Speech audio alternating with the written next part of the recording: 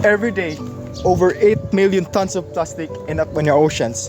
But what does it mean for our community right here in our town of Hinatilan? We are here at the local dump. It starts right here. This is where our trash goes, but not all of it gets collected properly or disposed.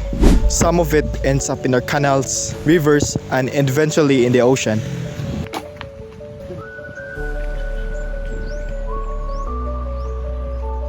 It might seem far away, but the problem begins just steps from our homes. So the improper waste disposal, single use of plastics, and a lack of awareness are threatening both our health and our future. Pollution isn't just something we see on the news.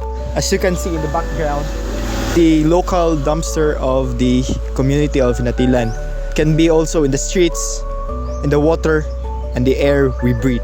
So hi guys, I'm Kyle Gregory M. Ibo, and I'm here with...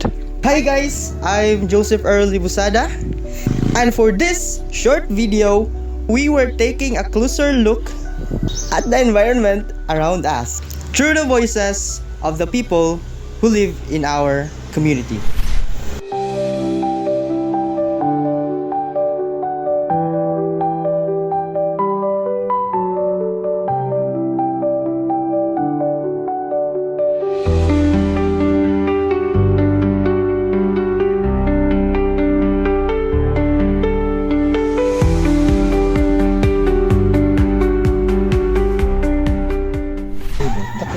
Ito ang basura sa atong palibot.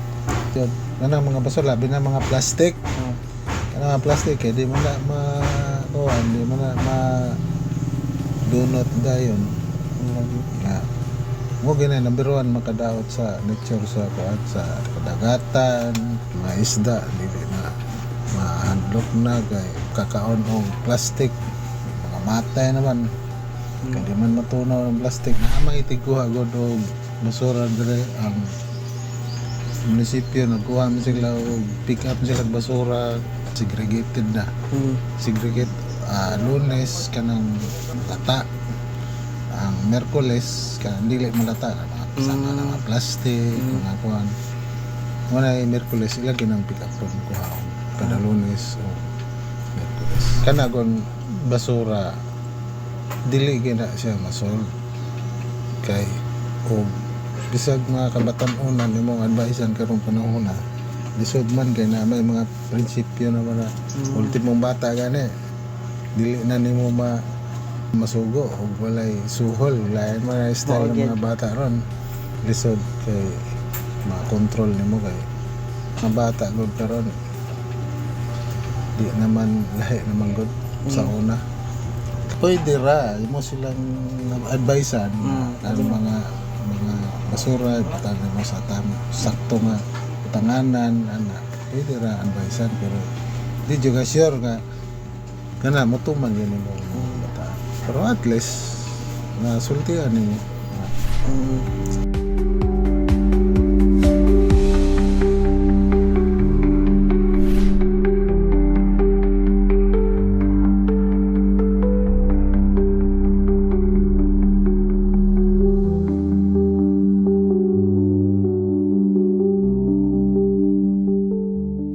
You can see how beautiful our planet is.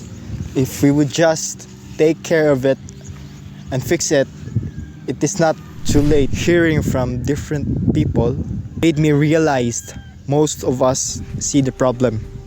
Most of us just often ignore it. We notice the truth, the flooding, and the heat that sometimes we feel like it's too big for a person to fix it, for a single person to fix it.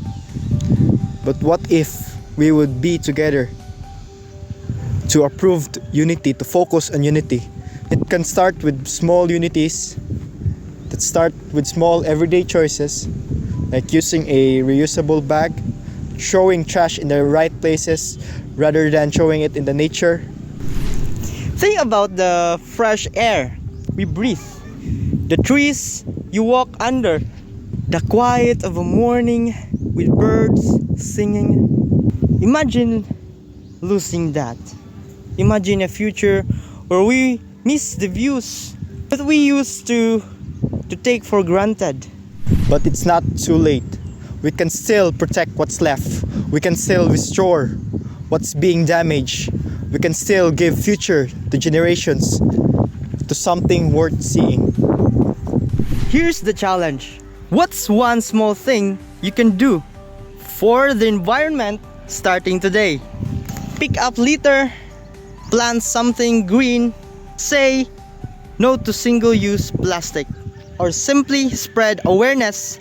Share this video with someone you care about. So, let's make a difference together. I'm Joseph Early Busada.